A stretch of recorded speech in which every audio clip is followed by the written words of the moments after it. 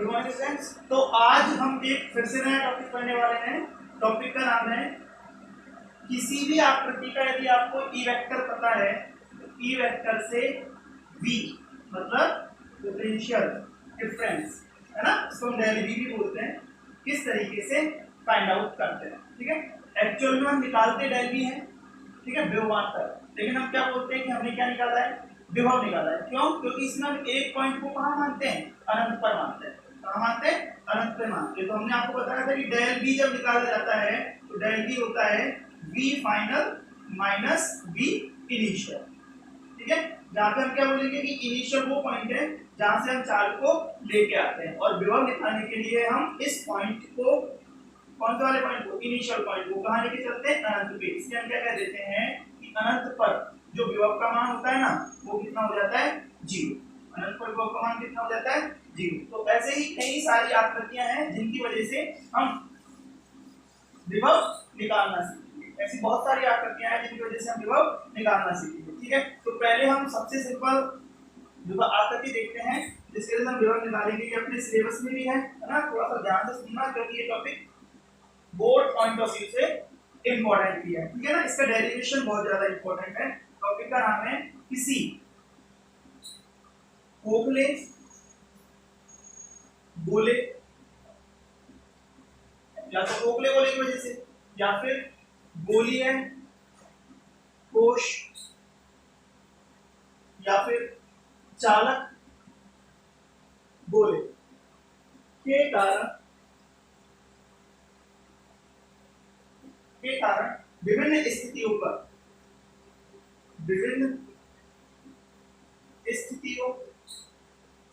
पर विभव की गणना।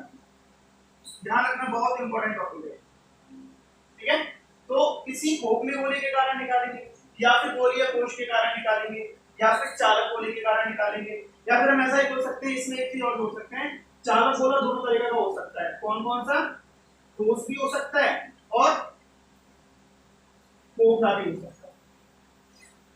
ठीक है, और अचालक गोला है तो उस तरह हम खोखला ही लेंगे, क्योंकि ठोस अचालक गोले के लिए हमने ई वेक्टर अलग पढ़ा था, इसलिए उसका v भी अलग होगा। ठीक है, तो हमने जब ई वेक्टर की गणना की थी इन स्थितियों में, तो हमने क्या देखा था कि हमने 3 या 4 स्थितियों पर ई वेक्टर की गणना की थी। तो सबसे पहले हमने पढ़ा जब बिंदु P गोले के बाहर स्थित, जब बिंदु P गोले के बाहर स्थित। ठीक है, उस कंडीशन में हमें इन सभी आकृतियों की वजह से क्या निकालना है, विभव की गणना करनी है। ठीक है, तो विभव का आपको एक फॉर्मूला अच्छे से याद होना चाहिए जो हम जब काम में लेते हैं। फॉर्मूला क्या है, डेल ऑफ v बोल दो या ग्रेडियंट ऑफ v बोल दो is equal to minus of infinite मतलब initial point to point p। जितनी डिस्टेंस हमने कवर की है, सपोज r डिस्टेंस कवर की है, तो इनफाइनाइट से r डिस्टेंस तक हम क्या निकालेंगे, ई वेक्टर निकालेंगे और उसका क्या कर देंगे, डॉट प्रोडक्ट कर देंगे, इसके साथ dr वेक्टर के साथ। ये फॉर्मूला आपको इस डेरिवेशन के रिजल्ट तक पहुंचाएगा। ठीक है, ये फॉर्मूला आपको अच्छे से लर्न होना चाहिए। ठीक है, और ये फॉर्मूले पर हम कई सारे सवाल भी कर चुके हैं, जैसा कुछ खास इसमें है भी नहीं याद करने के लिए। ठीक है, यहाँ से आपको एक चीज समझ में आती है कि ये v और e के मध्य संबंध है। जब हमें v पता है तो e निकाल सकते हैं, और e पता है तो v निकाल सकते हैं। अब चैप्टर 2 में हमने क्या निकालना सीखा है, e। तो उस e की हेल्प से हम क्या निकालना सीखेंगे, अब v निकालना सीखेंगे, विभव निकालना सीखेंगे अलग अलग बिंदुओं का। ठीक है, तो पहली स्थिति हमने पढ़ी जब बिंदु P गोले के बाहर स्थित। तो क्या देखा था, देखो, जब हम किसी भी उपरोक्त आकृति में आवेश देते हैं तो वो संपूर्ण आवेश इसकी सतह पर समान रूप से वितरित हो जाता है, यही पढ़ा था। और उसके केंद्र बिंदु O से स्मॉल r दूरी पर स्थित किसी बिंदु P पर, स्मॉल r दूरी पर स्थित किसी बिंदु P पर जो ई वेक्टर निकल के आता है ना, ई वेक्टर निकल के आता है, उसका फॉर्मूला क्या होता है, KQ divided by R square. एक बात इंपॉर्टेंट है, ध्यान रखनी है, क्या कि हम यहाँ पर केवल किसकी बात करते हैं, मैग्नीट्यूड की बात करते हैं, डायरेक्शन की कोई बात यहाँ पर नहीं की जाती। क्यों? क्योंकि विभव जो हम निकालने जा रहे हैं वो कैसी राशि है? अदिश राशि है। तो हमें इसके केवल किससे मतलब होता है? मैग्नीट्यूड से मतलब होता है, ये पता है आपको। तो हमने लिखा यहाँ पे डेल ऑफ पी, विभव निकालना ना मेरे को, तो del of P integration of minus अनंत से आर दूरी, माना कि डिस्टेंस कितनी है? आर, अनंत से R K Q divided by R square dot D R, है ना। E vector dot D R vector होने को दो, बट क्रॉस प्रोडक्ट किया तो डी आर वेक्टर की डायरेक्शन और ई वेक्टर की डायरेक्शन एक ही दिशा में, इसलिए cos 0 कितना हो गया? 1, ठीक है। और ये माइनस हमारे फॉर्मूले में आता है। क्यों ये माइनस का रीजन क्या? यदि हम इसको देखते हैं तो ये जो वर्क बताया मैंने आपको ई वेक्टर और डॉट डी आर वेक्टर, ये जो वर्क डन है, ये वर्क डन विद्युत बल की वजह से निकला है, लेकिन हमें किसकी वजह से चाहिए? हमें चाहिए एक्सटर्नल एजेंट की वजह से। तो डिस्प्लेसमेंट तो इधर है और फोर्स है अपोजिट डायरेक्शन में, ठीक है। तो दोनों के बीच में एंगल कितना है? 180 डिग्री। ये मैं आपको लास्ट उससे पहले वाली क्लास में एक्सप्लेन कर चुका। तो वैसे तो 180 डिग्री आएगा, तो 180 डिग्री का माइनस है, ठीक है। ये किसका माइनस है? 180 डिग्री का। या फिर आप अभी सीधा फार्मूला ध्यान रखो, सॉल्व हो जाएगा, ठीक है। अब हमें क्या करना है? डेल भी चाहिए, तो हमें डेल भी चाहिए तो B final minus B initial चाहिए। तो बताओ फाइनल का है? फाइनल है पी पॉइंट पे, फाइनल का है इस पी पॉइंट पे, और इनिशियल क्या है आपका? ये इनफाइनाइट पॉइंट है जहां से हम चार्ज को लेके हैं, ठीक है। तो बीपी माइनस बी इनफाइनाइट बराबर, इसका इंटीग्रेशन करना है। के क्यू को मैंने बाहर निकाल लिया, के क्यू को मैंने बाहर निकाल लिया। इंटीग्रेशन किसका करना है? हमें माइनस को भी बाहर रहने दिया, 1 upon R square dot D R करना है, ठीक है। अब समाकलन आपको आना चाहिए अच्छे से। इंटीग्रेशन क्या होता है? माइनस, देखो बी इनफाइनाइट टू 0 हो गया, तो क्या बोलेंगे? पॉइंट पी पर जो विभव है उसमें माइनस के क्यू तो आएगा ही आएगा, ठीक है। और इसमें ये जो इंटीग्रेशन होगा 1 अपॉन आर स्क्वायर का, याद रखो 1 अपॉन एक्स स्क्वायर का इंटीग्रेशन होता है x की पावर -2 + 1 अपॉन -2 + 1, तो -1/x। तो यहाँ पे इंटीग्रेशन क्या हुआ? माइनस का 1/r, कहां से कहां तक? इनफाइनाइट से लेके r तक, ठीक है। अब लिमिट रखनी है, तो लिमिट रखो bp = माइनस kq माइनस का 1 अपॉन r और minus of minus plus 1 upon infinite. तो 1 अपॉन इनफाइनाइट तो 0 हो जाता है, 1 अपॉन इनफाइनाइट तो कितना हो जाता है? 0 हो जाता है। तो bp फाइनल निकल के कितना है हमारे पास? माइनस माइनस हो गया प्लस, और ये निकल के आया kq/r, ठीक है। और यूनिट क्या होती है इसकी? वोल्ट। तो ये निकल के आया, जब बिंदु P गोले के बाहर स्थित है ना, उस समय पर उस बिंदु P पर जो विभव का मान होगा वो कितना होगा? प्लस kq/r, ठीक है।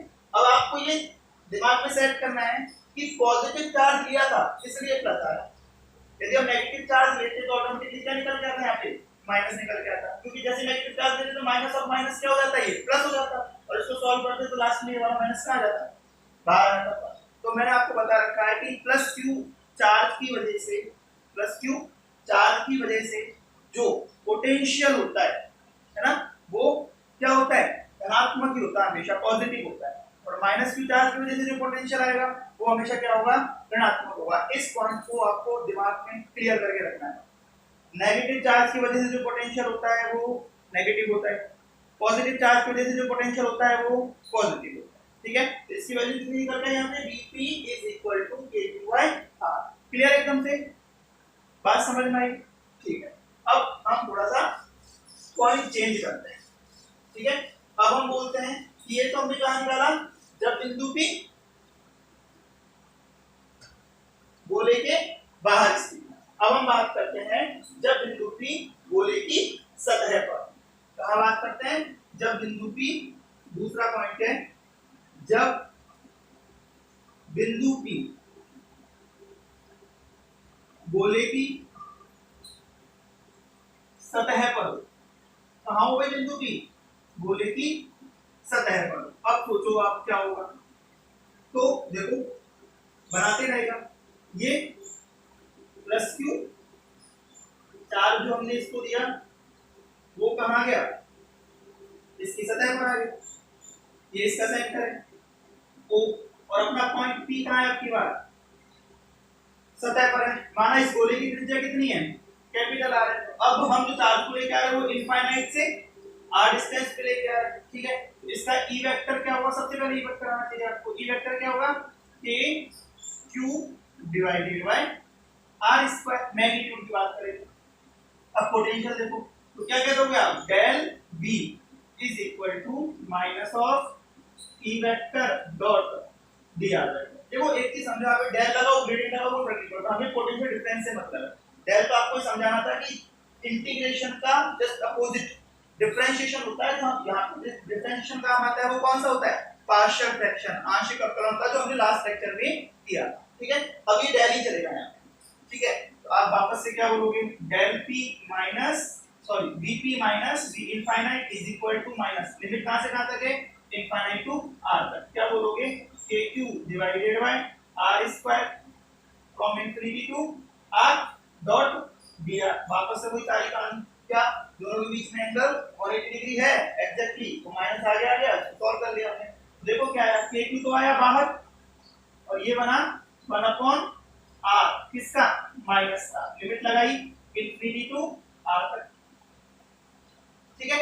इसको सॉल्व किया, इसको सॉल्व किया तो क्या आया, माइनस तो पहले से बाहर है, माइनस माइनस क्या हो गया, plus k2 divided by r। मतलब सॉल्यूशन पहले की तरह ही होना है, पहले की तरह ही होना है, बस डिफरेंस क्या आएगा, डिफरेंस में केवल इतना डिफरेंस आएगा कि यहाँ पे स्मॉल r की जगह पे क्या आ जाएगा, कैपिटल r आ जाएगा। और इसके पीछे रीजन भी आप साफ जानते हो, जो आपकी डिस्टेंस है वो पहले तो स्मॉल r थी, अब कितनी हो गई, कैपिटल R हो गई। तो इजी हुआ ना, ये कुछ करना ही नहीं हमें, ठीक है। अब तीसरा पॉइंट देखते हैं। अब तीसरा पॉइंट क्या है, जब बिंदु P गोले के अंदर स्थित हो। अब की बात पॉइंट कहां पर है, गोले के अंदर स्थित है, ठीक है।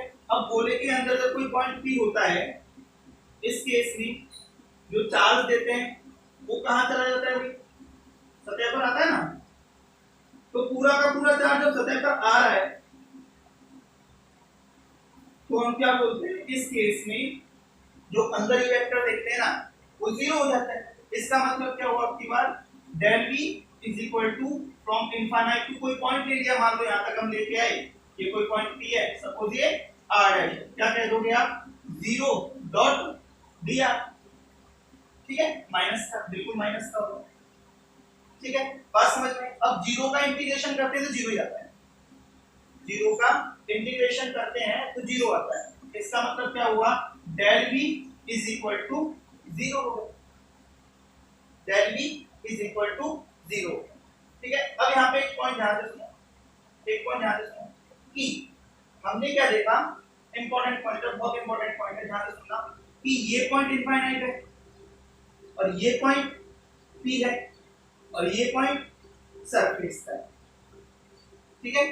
ध्यान से सुनना, बहुत इंपॉर्टेंट चीज है, ये पॉइंट किसका है, सरफेस का। ये बात समझ में आती है, ये तो अनंत है, ये सतह का पॉइंट है और ये पॉइंट P जो गोले के अंदर है। अब इंटीग्रेशन और डिफरेंशिएशन कब वैलिड होते हैं, इस चीज को समझो। इंटीग्रेशन और डिफरेंशिएशन तब तक वैलिड होते हैं जब तक किसी भी फील्ड में जो परिवर्तन हो रहा है ना वो एक जैसा हो, समझ में आएगा। जैसे ही परिवर्तन चेंज हो जाता है, मतलब बहुत ज्यादा डिफरेंस आ जाता है, ठीक है, तो वहां से ये लिमिट भी बदल जाती है। कहने का मतलब क्या हुआ, यहाँ देखा हमने e क्या था, is proportional to 1/r square था। इसके बाद आप कहीं भी चल जाओ, इसी फॉर्मूले से e फाइंड आउट हो रहा है।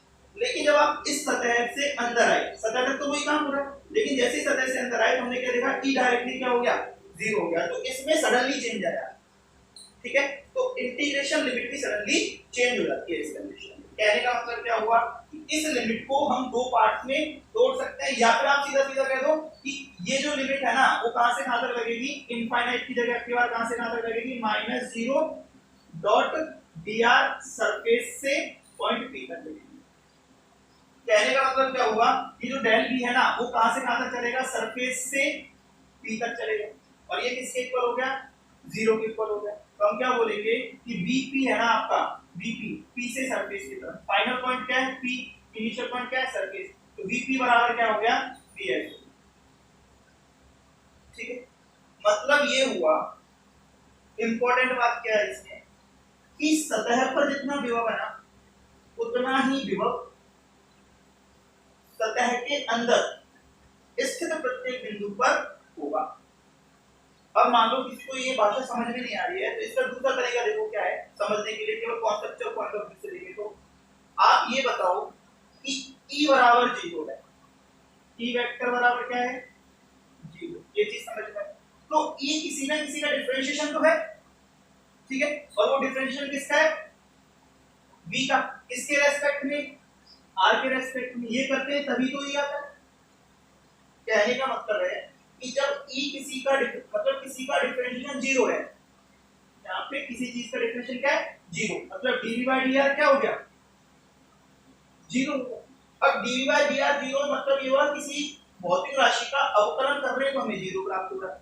इसका मतलब वो भौतिक राशि क्या है, कांस्टेंट है ना, वो भौतिक राशि क्या है कांस्टेंट है। अब जब वो भौतिक राशि कांस्टेंट है तो साफ सीधा सीधा पता लगाना है कि भौतिक राशि कहां से चेंज हो रही है, तो सरफेस से चेंज हो रही है, ठीक है। तो हम क्या बोलेंगे सरफेस पर जितना विभव है उसके अंदर विभव का मान हमेशा क्या रहेगा नियत रहेगा, उसके अंदर विभव का मान हमेशा क्या रहेगा नियत रहेगा, ठीक है। तो इस पॉइंट को बेटरली समझने के लिए हम इस इंटीग्रेशन को यहां से हटाने की कोशिश करते हैं। ये तो चलो समझाने के लिए बनाया था मैंने, हम लोग चेंज कहां से हो रहा है s से सडनली चेंज हो रहा है p, ठीक है। तो हमने इसको लिख दिया s से p की ओर 0.dr, ठीक है, समझ में। अपनी किताब में कैसे कर रखा है वो भी देख लो, अपनी किताब में कर रखा है ये इनफाइनाइट से, ध्यान से देखना, इनफाइनाइट से सरफेस तक तो एक कर रखा है, प्लस सरफेस से और पॉइंट P जो भी डिस्टेंस है r डिस्टेंस है ये एक कर रखा है, और क्या निकाला है इसने सीधा सीधा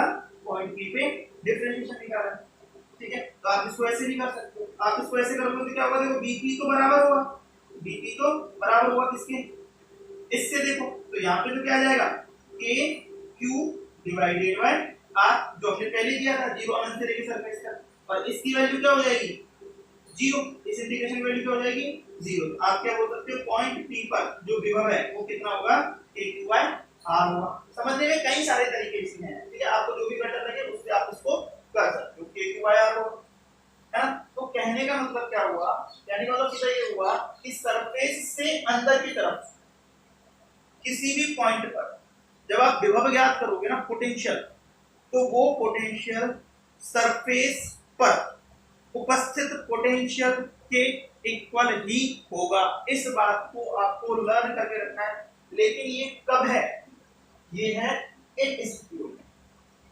कौन कौन सी स्थितियों में, खोखला गोला हो, मतलब जिसको हम आवेश देते हैं और आवेश कहा जाता है सतह पर आ जाता है, या फिर ऐसे मानो कि जहां अंदर की वेक्टर का मान क्या होता है 0 होता है, वहां पर ये कंडीशन फैलेगा, ठीक है, समझ में आया। अब आपसे पूछे कि भाई बताओ केंद्र पर कितना होगा, अब केंद्र गोले के अंदर है या बाहर, इंपॉर्टेंट पॉइंट क्या हुआ, केंद्र गोले के अंदर है बाहर, आप बोलोगे सर केंद्र तो गोले के अंदर ही होता है। अब केंद्र गोले के अंदर है तो ये पॉइंट इनसे अलग थोड़ी है, ये पॉइंट भी सेम वही है, तो हम क्या बोलेंगे केंद्र पर भी विभव कितना होता है, केंद्र पर भी विभव KQ डिवाइडेड बाय R ही होता है, केंद्र पर विभव कितना होता है KQ डिवाइडेड बाय R ही होता है। बात समझ में अच्छे से, ठीक है। नेक्स्ट एक क्वेश्चन देखो, क्वेश्चन चार और आपको अच्छे से क्लियर हो जाए ये चीज, बड़ा इंपॉर्टेंट पॉइंट है, ध्यान रखना इस बात का, है ना, थोड़ा समझने की कोशिश करना है यहाँ पे क्वेश्चन की हेल्प से। हम क्या कह रहे हैं कि ये आपके पास एक गोला है और इसको मैंने चार्ज दिया QA, और ये कोई पॉइंट है O और ये इसकी डिस्टेंस है A, ठीक है। आपसे कहा कि ये कोई दूसरा पॉइंट है, ये दूसरा कोई गोला है, सब खोखले गोले हैं, है ना, इसको मैंने चार्ज दिया QB और इसकी रेडियस क्या बताई मैंने आपको B1, ठीक है। अब आपसे कहा कि ये पॉइंट है A और ये पॉइंट है B, ठीक है। आपको सबसे पहले फाइंड आउट करना है, चलो P पॉइंट को खोल के देखो, आप बताओ BA कितना होगा। तो देखो B है वो सुपरपोजिशन प्रिंसिपल पे काम करेगा, जितने चार्ज उतने चार्ज को हम ऐड कर देंगे तभी तो B निकलेगा। तो हम बोलेंगे BA जो निकलेगा वो दो की वजह से निकलेगा, एक तो QA की वजह से निकलेगा और एक निकलेगा QB की वजह से, दो की वजह से निकलेगा, ठीक है। अब देखो पॉइंट A, इसमें बात करेंगे हम इस पॉइंट ए पर। ये पॉइंट ए, ध्यान से सुनना, ये पॉइंट ए इस क्यू ए के लिए इस चार्ज पे कहां पर है? आप बोलोगे सरफेस पर। तो सरफेस पर है तो सरफेस पर जो कितना होता है, आपने कह दिया K Q A by R. R कितना है इसका? ए। अच्छा, ये पॉइंट ए इस गोले के लिए कहां पर है? आप बोलोगे सरफेस के अंदर। कहां पर है इस गोले के लिए? सरफेस के अंदर। ध्यान से सुनो, इस चार्ज के लिए ये पॉइंट ए कहां पर है? आपने कहा कि इस चार्ज के लिए पॉइंट ए तो सरफेस के अंदर है। अब जब पॉइंट ए सरफेस के अंदर है, जब पॉइंट ए सरफेस के अंदर है, इसकी वजह से पोटेंशियल कितना होगा? आपने बोला के क्यू बी बटे बी। क्यों? क्योंकि गोले के अंदर, गोले के अंदर जितना चार्ज की सरफेस पर है उतना ही चार्ज यहां होगा। फिर आपका आंसर है ये निकला बी ए। अब आपसे पूछा नहीं हमें बी बी बताओ, तो बी को थोड़ा सा ध्यान से देखो, बी को थोड़ा ध्यान से देखो। बी क्या कह रहा है, ध्यान से देखना। अब इसकी बात करें, देखो इसमें क्या कह रहा है कि भाई आप ये बताओ मेरे को कि ये पॉइंट यहां पर है, इस पॉइंट के लिए क्यू ए कहां है? क्यू ए के लिए, क्यू ए के लिए ये पॉइंट कहां? तो आप कहोगे सरफेस से बाहर। सरफेस से बाहर इसका फॉर्मूला क्या हो जाएगा? K Q A divided by small R. जितनी दूरी होती है, दूरी कितनी है? बी है, प्लस, और इस क्यू बी के लिए कहां है? सरफेस पर है, तो कितना हो गया? K Q B by B. K Q B divided by B. समझ में आया? तो ये आपका बी निकला कहां पर? पॉइंट बी पर। तो इस तरह के क्वेश्चन आपको कंफ्यूज करने के लिए दिए जाते हैं। आपको सीधा सीधा इस क्वेश्चन को दोबारा समझो, बहुत इंपॉर्टेंट क्वेश्चन है, ठीक है ना। इस क्वेश्चन को समझने वाला कई सारे क्वेश्चन सॉल्व कर पाओगे। वापस सुनो क्या काम है कि एक गोला है, इसको मैंने चार्ज दिया क्यू ए, फिर मैंने दूसरा गोला रख दिया, इसको भी मैंने चार्ज दे दिया क्यू बी। अब ये खोखला गोला मान लो, फिर गोले के अंदर गोला रखे तो कैसा गोला है? खोखला गोला है। अब ध्यान से मैंने पूछा कि ये सरफेस पर एक पॉइंट है ए, इस पर विभव कितना? तो सबसे पहले लगाना है हमको सुपरपोजिशन प्रिंसिपल। जितने भी चार्ज है उन सबके वजह से यहाँ पर विभव निकलेगा। तो मैंने कहा कि बी ए निकलेगा क्यू ए की वजह से और क्यू बी की वजह से। अब क्यू ए की वजह से देखा तो पॉइंट कहां आया? सरफेस पे आया, तो ये निकल गया के क्यू ए बाय के। और क्यू बी की वजह से देखा तो पॉइंट कहां गया? सरफेस के अंदर गया। इस क्यू बी की वजह से देखो कहां गया? इस सरफेस के अंदर गया, तो ये हो गया Q B by B. Next जो कह रहा हूं ध्यान सुनो। अब बी की बात करते हैं, मान लो ये पॉइंट है बी, तो आपने कहा कि क्यू ए की वजह से निकलेगा और क्यू बी की वजह से निकलेगा। क्यू बी की वजह से सरफेस पे है, क्यू बी की वजह से कहां पर है? सरफेस पर। और क्यू ए की वजह से देखा तो ये पॉइंट गया बाहर, क्यू ए यहां है, इसकी वजह से ये पॉइंट कहां गया? बाहर गया। जब ये बाहर गया तो क्या कहते हैं? के क्यू अपॉन स्मॉल आर। जितनी डिस्टेंस है, तो डिस्टेंस कितने से सेंटर से? बी है, तो हमने क्या लिख दिया? K Q B by B. ठीक है, तो ये हमें बी ए और बी बी निकाल दिया। अब आपसे पूछा जाए, ध्यान से सुनना, बड़ा इंपॉर्टेंट क्वेश्चन है। ये प्लस क्यू चार्ज है, चार्ज कह दिया हमने यहाँ पे प्लस क्यू, है ना, और यहाँ भी चार्ज क्या दिया है आपने? प्लस क्यू भी दिया है। दोनों तरफ चार्ज क्या दिए हमने? प्लस क्यू दिए। कितना चार्ज दिया दोनों तरफ? प्लस।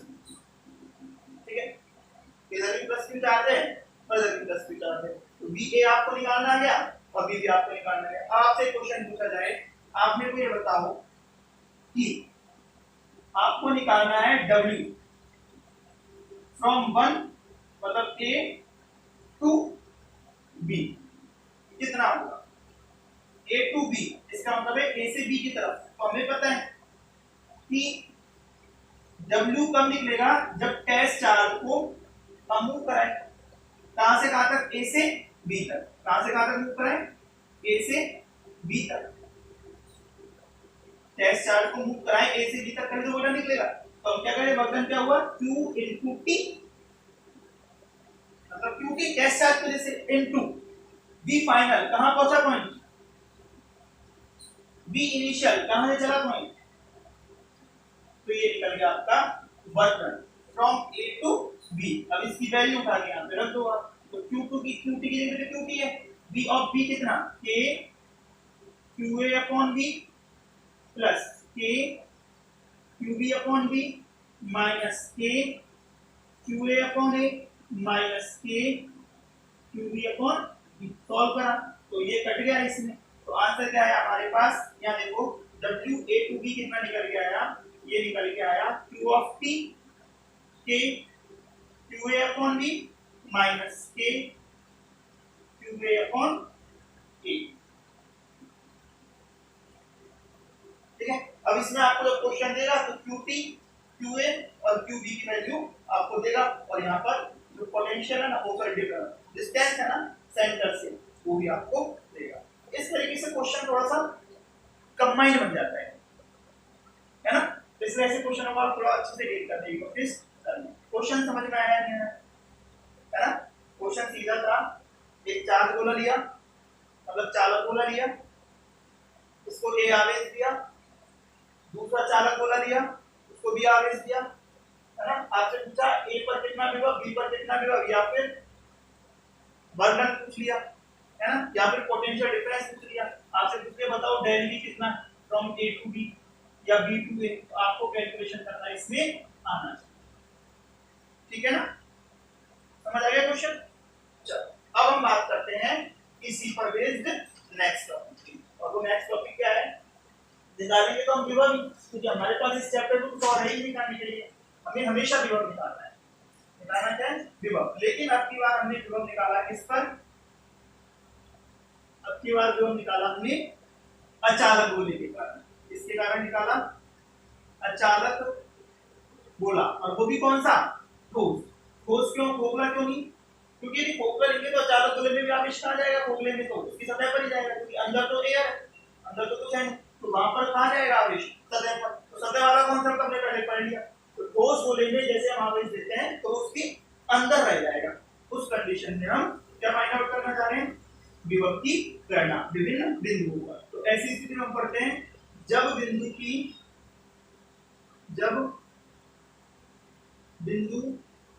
P गोले के बाहर स्थित हो। क्या ये कंडीशन क्या बताई मैंने, जब बिंदु P गोले के बाहर स्थित हो। देखो मैंने यहाँ चार्ज दिया, एक ठोस गोला लिया, इसको जैसे मैंने चार्ज दिया तो ये चार्ज इसके अंदर सभी बिंदुओं पर समान रूप से फैल गया। दिख गया ना आपको, इस तरीके से फैल गया। बात समझ आ गई, जो भी हमने चार्ज दिया है वो समान रूप से यहाँ पर फैल गया, जो भी हमने चार्ज दिया है वो समान रूप से यहाँ पर फैल गया। अब क्या कह रहे हैं कि ये कोई पॉइंट O है, यहाँ से r दूरी पर स्थित किसी बिंदु P पर हमें विभव की गणना करनी है। तो विभव के लिए हमें फॉर्मूला पता होना चाहिए। सबसे पहले क्या हो जाएगा, del V is equal to minus infinite to r from E vector dot dr। E vector आपको पता है कितना, magnitude wise k q by r square. इसके del V में भी कोई टेंशन नहीं, del V सीधा सीधा निकल जाएगा minus infinite to r k q divided by r square dr, या फिर P लास्ट पॉइंट P है, इनिशियल पॉइंट इनफाइनाइट है, क्यों, क्योंकि हम चार्ज को इनफाइनाइट से P तक की तरफ लेके आ रहे हैं। तो P माइनस इनफाइनाइट बराबर सॉल्व किया इसको सेम उसी पैटर्न से जैसे पहले किया था, तो कितना आया KQ बाय R। BP की वैल्यू कितनी निकल के आ गई वापस से KQ बाय R। क्यों, क्योंकि इनफाइनाइट क्या होता है, अनंत होता है। अनंत पर विभव का मान शून्य होता है, ये असम्पशन हमने खुद ने माना है। ठीक है, और जब भी क्वेश्चन दिए जाते हैं इवन एनसीईआरटी के क्वेश्चंस में लिखा भी आता है अनंत पर विभव का मान शून्य मान या नगण्य मान। ठीक है, क्लियर। नेक्स्ट देखो, जब बिंदु P गोले की सतह पर स्थित हो। अब बताओ क्या होगा जब गोले की सतह पर स्थित होगा, तो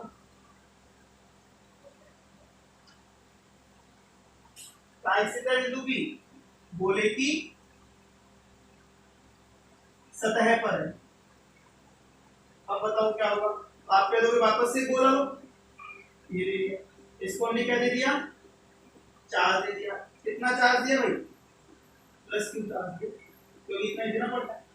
ठीक है, अब पॉइंट ये आ गया, ये O, ये R और ये P पॉइंट कहां से, इनफाइनाइट से R डिस्टेंस पे हम इसको लेके आए। इनफाइनाइट कहां से बना है, सेंटर से, वही पॉइंट, और P पॉइंट को कहां से बना, सेंटर से, दोनों डिस्टेंस हमें सेंटर से दिए। ठीक है, वही काम, क्या del P का formula minus P vector dot dr vector from infinity to, अब क्यों आ जाएगा कैपिटल R, वैल्यू रख दो, Vp minus V infinite is equal to minus of infinity to R KQ divided by R square dot dr, solve कर लो तो कितना आ जाएगा, Vp बराबर KQ divided by R।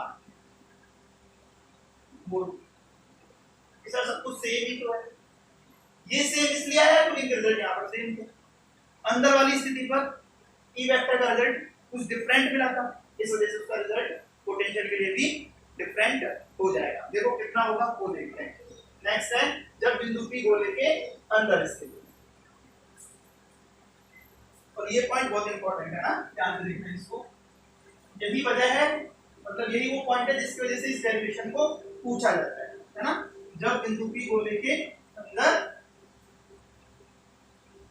स्थित, ठीक है, देखो ध्यान से क्या कहा, ये बोला ये पॉइंट P, ओ सॉरी ये पॉइंट P, ये डिस्टेंस r डैश, यहां से आते डिस्टेंस को क्या बोल दिया, r बोल दिया। ठीक है, अब क्या करें, अब हमें करना कुछ नहीं है, वापस पहले की तरह चलना है, माइनस इनफाइनाइट टू r, अब की वाली डिस्टेंस है वो r डैश से लेते हैं। ठीक है ना, तो ये पॉइंट r डैश है ना। अब क्या करेंगे, ई वेक्टर डॉट dr, अब इसमें वही प्रॉब्लम, तो यहां से यहां पे आओगे तो चेंज हो रहा है ना सडनली, इसलिए हम इस लिमिट को यहां पर इनफाइनाइट से लगाएंगे, कहां से लगाएंगे, सरफेस से लगाएंगे, और इस पॉइंट को लिखेंगे Vp माइनस Vs सरफेस वाला is equal to minus of integration s to r E vector dot dr। अब यहाँ पे आप ई वेक्टर की वैल्यू याद करो, क्या हुआ करती थी, k q r dash upon r cube हुआ करती थी, कितनी हुआ करती थी, k q r dash upon r cube हुआ करती थी। ठीक है, अब हमें इसको सॉल्व करना है, सॉल्व करो तो क्या करोगे, Vp minus Vs is equal to minus of, limit रख दो, k q r dash upon r cube dot dr। अब हम कह रहे हैं, देखो इसमें ध्यान से देखो, Vp minus Vs is equal to minus KQ upon R, ये तो कांस्टेंट है, R रेडियस है, ये भी कांस्टेंट है। ठीक है, तो हमें इंटीग्रेशन करना है इसका R डैश का, कहां से, S पॉइंट से P पॉइंट तक। अब S का मतलब क्या है, यहाँ पर इसकी त्रिज्या कैपिटल R है, वो है S का मतलब, और P पॉइंट का मतलब क्या हुआ, R डैश, पॉइंट से थोड़ी करना, डिस्टेंस दिया है तो, है ना, तो क्या लिखेंगे, R से R डैश का। यदि प्रॉब्लम है तो यहाँ पे सीधा सीधा क्या लिखो आप, R से कौन सा R, कैपिटल R, सरफेस पे कौन सा होता है, कैपिटल R, तो कैपिटल R से R डैश का, कैपिटल R से R डैश का डॉट दिया। ठीक है, इसको सॉल्व करना है आपको, इसको सॉल्व करने के लिए यहाँ देखो, इस जगह पे यहाँ देखो ध्यान से, Vp निकालना है, Vs कितना है, Vs तो सरफेस पे है ना, इसमें तो फिक्स है, KQ by R is equal to minus of KQ divided by R cube, और इसको क्या लिखूंगा मैं, R डैश स्क्वायर बाय 2, कहां से कहां तक, R से R डैश तक, R डैश स्क्वायर बाय 2, कहां से कहां तक, R से R डैश तक। अब इसको सॉल्व करना है, देखो कैसे करोगे, Vp minus KQ by R, इसको सॉल्व करो, माइनस पहले मैंने बाहर रखा, एक मिनट को माइनस को बाहर रखा, k cube upon r cube को बाहर रखा, कितना बचा, r dash square by 2, upper limit रख दी, minus r square by 2 lower limit रख दी। ठीक है, और इसको सॉल्व किया, Vp माइनस KQ आया is equal to minus KQ R dash square divided by 2R cube, minus minus हो गए प्लस के Q R square upon 2r, क्या देखा आर स्क्वायर से आर क्यू करके एक आर नीचे बचा। अब देखो बीपी बराबर कितना हुआ, देखो ये के क्यू बाई आर है और यहाँ के क्यू बाई 2r है, ये कितना है के क्यू बाई आर और यहाँ कितना है के क्यू बाई 2r, ये माइनस का इधर जाएगा और ये हो जाएगा प्लस का, एक तो ये और आधा ये तो कितना हो गया 3/2 के क्यू बाई आर माइनस का के Q R dash square upon 2r Q. ठीक है, अब इसमें जो कॉमन आ रहा है वो कॉमन ले लो, कॉमन आ रहा है उसको कॉमन ले लो, कितना कॉमन आ रहा है k कॉमन है q कॉमन है अपॉन 2r कॉमन है, कितना बचा है यहाँ पे, यहाँ तो बचा 3, देखो k q upon 2r common है, कितना बचा 3 माइनस के, यहाँ कितना बचा, यहाँ बचा k q divided by r dash square divided by r, ठीक है, ये आ गया हमारा आंसर। ठीक है, अब आपसे पूछे कि सेंटर पे बताओ, ये आंसर समझ में आया कैसे आया, इंपॉर्टेंट है, एक बार वापस देख लो इसको क्या किया है मैंने, वापस दो पूरा डेरिवेशन हो रहा है ना, ई तो इतना होता है, हमने क्या होता है इंटीग्रेशन एक सतत रूप में चलता है तब तक काम करता है, सडनली चेंज होने के बाद इंटीग्रेशन की लिमिट वहां से चेंज करनी पड़ती है। आर सरफेस है, सरफेस के अंदर की तरफ एक ही पॉइंट पे चलेगा तो आर डैश, आर से R dash E vector dot dr vector minus से माइनस लगाया R dash E vector dot dr vector, इसको लिख दिया vp माइनस vs। ठीक है, अब इसको सॉल्व करा हमने, तो देखो ई वेक्टर का फार्मूला होता है aq r डैश अपन अंदर के लिए पढ़ा था हमने क्लास चैप्टर में, vp माइनस vs बराबर वैल्यू रखो, vp माइनस vs, vs का मतलब सरफेस पर, सरफेस पर कितना है aq by r minus kq, इसका इंटीग्रेशन कर दिया r स्क्वायर बाय 2 r से r डैश तक।